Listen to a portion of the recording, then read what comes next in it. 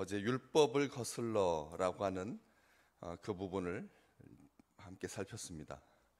또 율법보다 더 앞에 강조되고 있는 것이 이 거룩한 곳과 명분을 앞으로 내세워서 뒤에 따라오는 이 부수적인 것들을 걸고 넘어지는 그런 거짓 증언인데 이 거룩한 곳을 거슬렀다, 성전을 거슬렀다, 하나님의 집을 거슬렀다라고 하는 것이 종교적인 차원에서 한 사람을 잡고자 하는 그런 이 명분이 되었습니다.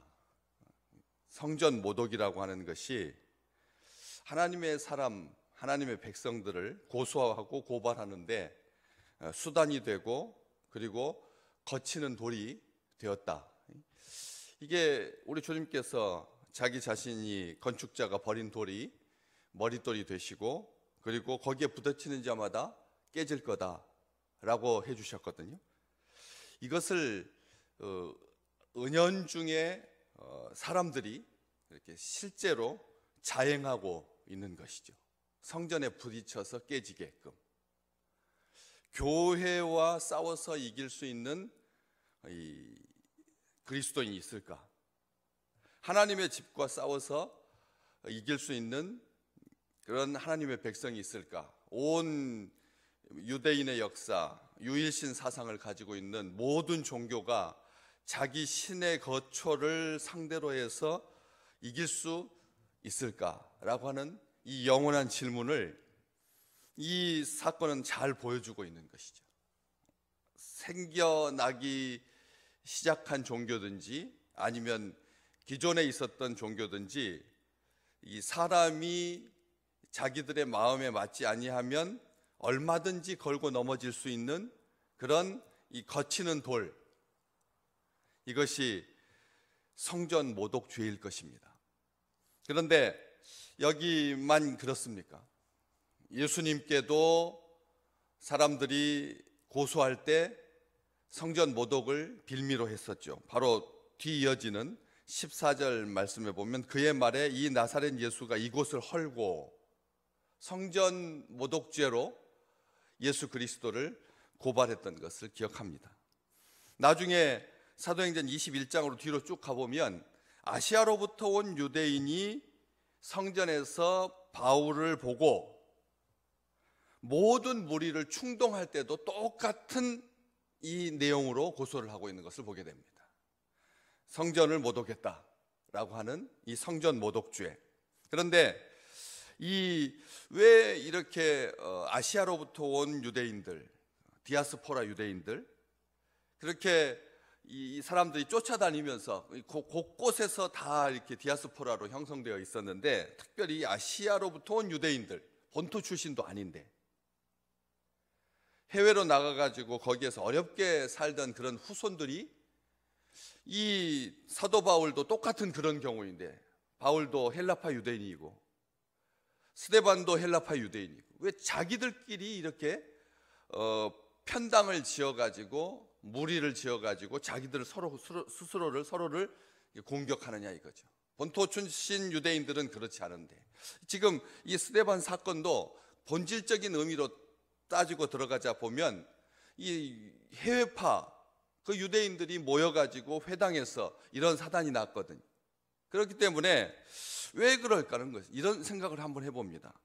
우리가 그 해외에서 온 사람들에 대한 유학파에 대한 그 우리 마음속에 가지고 있는 은근한 질투심, 본토를 벗어나지 아니한 사람들에게라면 이런 이 질투심이 있을 수 있겠지만 같이 고생하고 들어온 사람들끼리 굳이 이럴 필요가 있을까 싶은데도 꼭 사건마다 보면 그렇게 이 사람들이 본토 출신 유대인들하고 잘 섞여서 융화되었다면 이런 일이 없었을 거라는 거죠.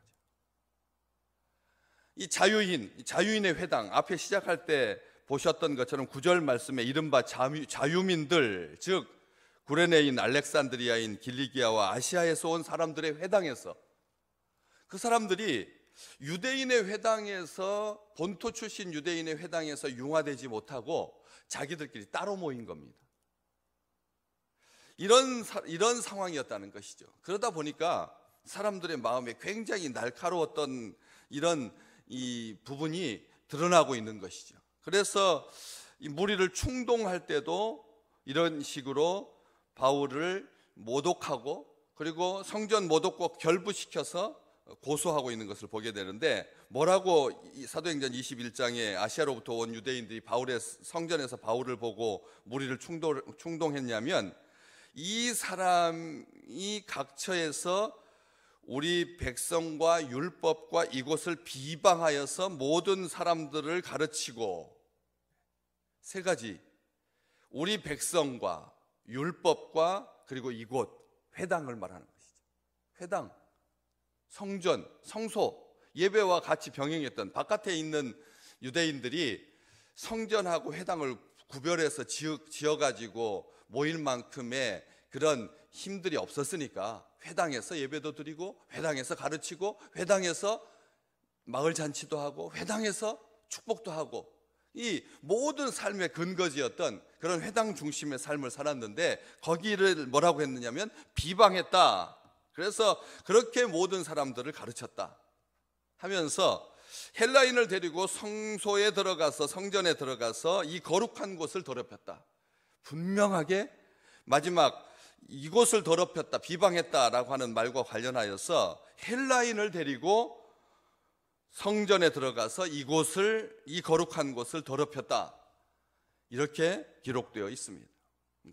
성전을 더럽힌다라고 하는 말이 무슨 의미인지를 21장에 가서 확인하게 되는 거죠. 우리가 성전을 더럽힌다라고 하는 말이 한 주간 동안 죄를 지어가지고 성찬을 받지 못하는 상태로, 수찬 정지된 상태로 그렇게 예배에 참석한 것이 교회를 더럽히는 거예요. 뭐 어떻게 하는 것이 교회를 더럽히는 거냐, 성소를 더럽히는 거냐? 이방인과 함께 들어간 거. 자기들도 그 이방인들과 피가 섞여가지고 또 피가 섞이지 않아가지고 이런 여러 가지 이유들로 인하여서 불이익을 당하고 그랬었는데, 고집 있는 사람들은 그 지역에 있는 사람들과 아들, 딸들과 결혼시키지 않도록 그렇게 막았지만, 그렇지 않은 경우에는 많은 경우에 현장에서 그렇게 혼혈이 이루어진 그런 상태인데, 그 헬라인들을 혐오했다는 거는 것이죠. 그런 자격지심이 작용하여서 헬라인과 함께 성소에 들어가는 것이 성전을 더럽힌 것이다, 이렇게 판단한 것이죠. 14절에서 예수도 그랬고요. 예수도 이 성전을 헐라고 했다 라고, 이것은 성전을 모독하는 거다. 하나님의 집 그리고 성전에 대한 사랑이 유별난 민족이라고 하는 것을 알 수가 있습니다. 아주 요즘 극단적인 이슬람들이 이 자기들이 모이는 이슬람 사원에 대한 그런, 거의 우리가 생각하기에도 좀 도가 지나치다 싶을 만큼의 그런 정도가 아니라, 유대인들이 가지고 있는 이 성전에 대한 생각은 차원을 좀 달리한다라고 하는 것을 알 수가 있습니다.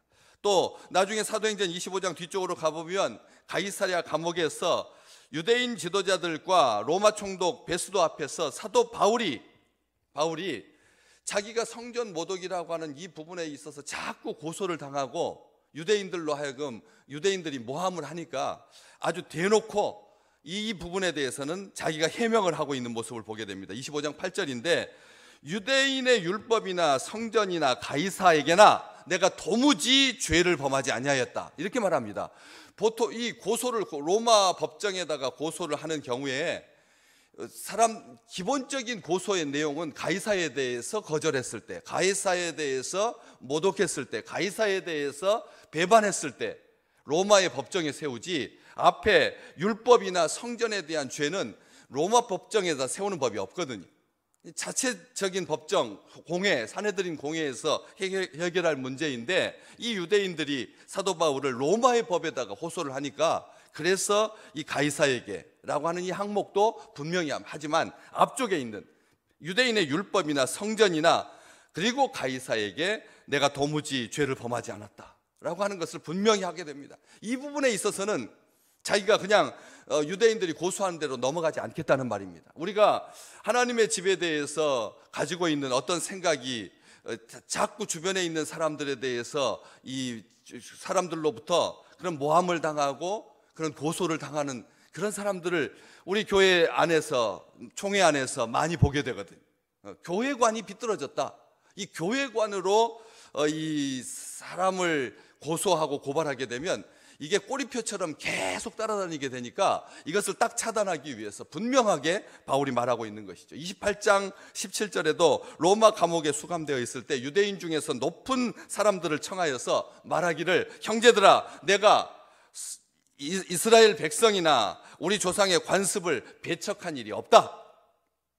이렇게 이 부분에 대해서는 분명하게 하고 있는 것을 보게 됩니다. 이런 것처럼 교회에 대한 생각이 좀 모이는 것에 대해서 특별하게 마지막 때에 가게 되면 어떤 사람들의 모이기를 패하는 습관과 같이 마지막 때에 놀랍지 않습니까? 마지막 때로 갈수록 하나님의 집에 모이는 것에 대해서 점점 생각이 어떻게 됩니까? 얇아지고 있다라고 하는 것을 알 수가 있습니다. 우리는 전쟁 중에도 죽어도 하나님의 집에서 죽겠다라고 하는 생각으로 성전을 대했거든요. 그런데 요즘 우리의 심리영 속에서도, 저도 강대상에서 분명하게 말하죠. 열기가 있고 좀 아프면 그냥 온라인으로 드려도 됩니다. 다른 사람들에게 피해가 가지 아니하도록 스스로 조심하십시오 라고 하면서 이 모이기를 피하는 자들의 어떤 습관처럼 돼가지 않나 라고 하는 생각을 하게 된다는 것이죠. 온라인이 죄고 현장은 선이다, 이렇게 이분법적으로 말하려고 하는 것이 아니라 어떻게 지나다 보니까 이제는 모이는 것에 대해서 패하는, 모이지 못하게 하는 이런 것에 편승하여서, 이런 정부도 교회를 바라볼 때 그렇게 바라보고 교회도 정부를 바라볼 때 이것에 대해서는 어떻게 하지 못하는 이런 시대에 우리로 하여금 다시 한번 하나님의 집에 대한, 아직도 여전히 우리는 건물적인 생각에 갇혀 있는 거죠. 교회에 대해서 생각할 때 그 유형해 보이는 건물로서의 교회에 대한 생각에 갇혀 있는데 본질에 대해서 제대로 파악하지 못하고 본질에 대해서 자기를 성찰하지 않으면 성전 모독이라고 하는 이유로 형제를 죽음의 자리까지 내몰 수가 있다라고 하는 것이죠. 나중에 이런 모든 시련의 시간들이 지나간 다음에 우리는 교회에 온라인으로 참석할 수밖에 없었던 사람에 대해서 우리 또 스스로 그들을 바라볼 때 현장파와 비현장파로 나누지 않을까? 현장파와 비현장파로 나누는 비극이 교회에서 있지 않으려면 오늘 이 말씀 다시 한번 우리가 새겨들어야 한다는 것이죠. 성전은 예배와 삶의 중심이 맞습니다. 우리의 신앙의 지표이고 이정표입니다. 그런데 그 외적인 모임의 장소가 중요한 것이 아니라 그 속을 구성하고 있는 진짜 본질, 생명인 하나님의 임재와 자기 백성을 사랑하시는 하나님의 은총이 넘치는 곳이 교회이고, 사람이 교회이지 건물이 교회일 수 없다라고 하는 것을 다시 한번 분명하게 하고 넘어가야 된다는 것이죠. 여기 이 말씀, 크고 화려하게 잘 건축된 아름답고 감동적이기까지 했던 예루살렘 성전을 말하는 것이 아니라 눈에 보이고 외면적인 크기를 자랑하고 숫자를 자랑하는, 누가 지었느냐? 헤롯의 성전이다. 46년 동안이나 지었건을 했을 때 우리 주님께서 강도의 구렬이 된, 도둑의 소굴이 된 그런 외형적인 교회에 대해서 허물어 버려라. 생각도 허물어야 되고 눈도 허물어야 되고 그리고 듣는 것도 허물어야 된다. 교회에 대해서 이전에 가지고 있었던 모든 그런 켜켜이 쌓인 우리 신앙생활만큼이나 두터워진 교회에 대해서 잘못된 생각은 집착일 수 있다. 우리 주님께서 경고하신 것이죠. 나중에 스데반의 설교 7장에 있거든요. 다 설교입니다. 특별히 47절부터 50절까지가 성전에 관한 스데반의 설교입니다. 한번 뒷장으로 잠깐 넘겨보시면 47절, 7장 47절 이하가 솔로몬, 이 성전에 대한 스데반의 아주 온전한 생각을 잘 드러내죠. 솔로몬이 그를 위하여 집을 지었느니라. 하나님을 위하여 하나님의 처소를 솔로몬이 지었느니라. 그러나 48절 이 말씀이 중요합니다. 오늘 우리가 붙들어야 할 말씀이죠. 그러나 지극히 높으신 이는 손으로 지은 곳에 계시지 아니하나니. 이 말은 선지자가 말했다. 49절 디귿 밑에 보시면 다른 사본에 하나님을 위하여 처소를. 주께서 이르시되 하늘은 나의 보좌여 땅은 나의 발등상이니 너희가 나를 위하여 무슨 집을 짓겠으며 나의 안식할 처소가 어디냐? 이 모든 것이 다 내 손으로 지은 것이 아니냐 함과 같으니라.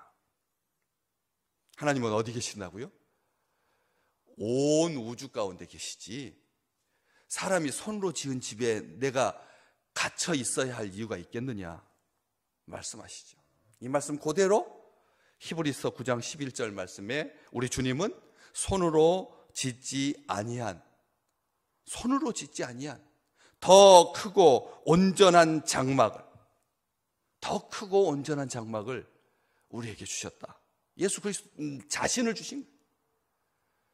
피를 들고 가서 사람이 만든 손 속에서 구별된 그런 장소에서 하나님을 만나는 것이 아니라 예수 그리스도께서 친히 자기 몸을 헐으셔서 사흘 만에 피로 하나님과의 막힌 담을 허물어버리고 하나님과 직접 만날 수 있도록, 예수 통해서 만날 수 있도록, 예수님 통해서 만날 수 있도록 우리 주님께서 다 허물어버리셨다. 그래서 자기 피로 영원한 속죄를 이루셔서 단번에 들어가게 해주셨다.